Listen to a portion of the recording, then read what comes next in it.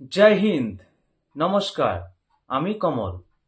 আজকে ভিডিওতে আমরা আলোচনা করব বাংলাদেশের সাম্প্রতিক কিছু ঘটনার উপর, যা ভারত বাংলাদেশ সীমান্তে উত্তেজনা তৈরি করেছে। বিশেষ করে দুটি ঘটনার দিকে নজর দেব। প্রথমত, বাংলাদেশে ব্যবহৃত বাইরাক্তার টিবি-2 ড্রোন এবং দ্বিতীয়ত, ভারতীয় সীমান্তে আসামের মন্দিরের সংস্কারের কাজ বন্ধ করার চেষ্টা করা। বাংলাদেশ ভারত সীমান্তে গত কয়েকদিন ধরে একটি নতুন ধরনের উত্তেজনা তৈরি হয়েছে, তা হল বাইরাক্তার টিবি-2 ড্রোনের মোতায়েন।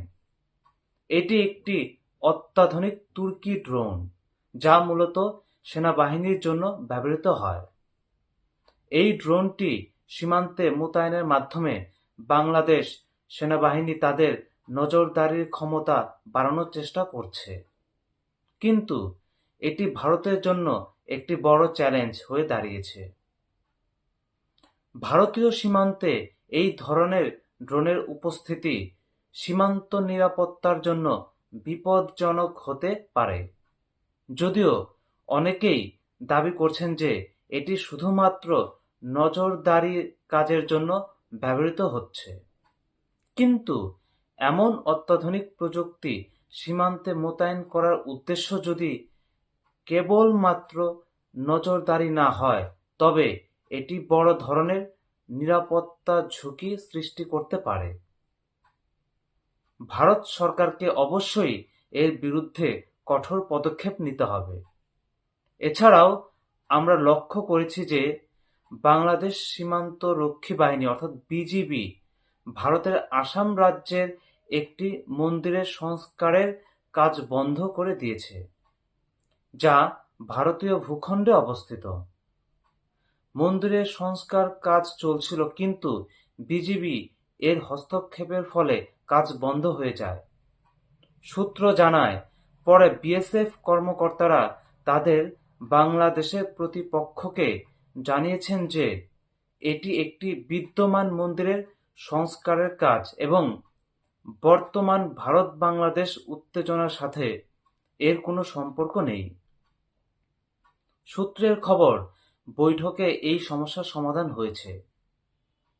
বিএসএফ মন্দির কর্তৃপক্ষকে মন্দিরের সংস্কারের কাজ এগিয়ে নেওয়ার অনুমতিও দিয়েছে।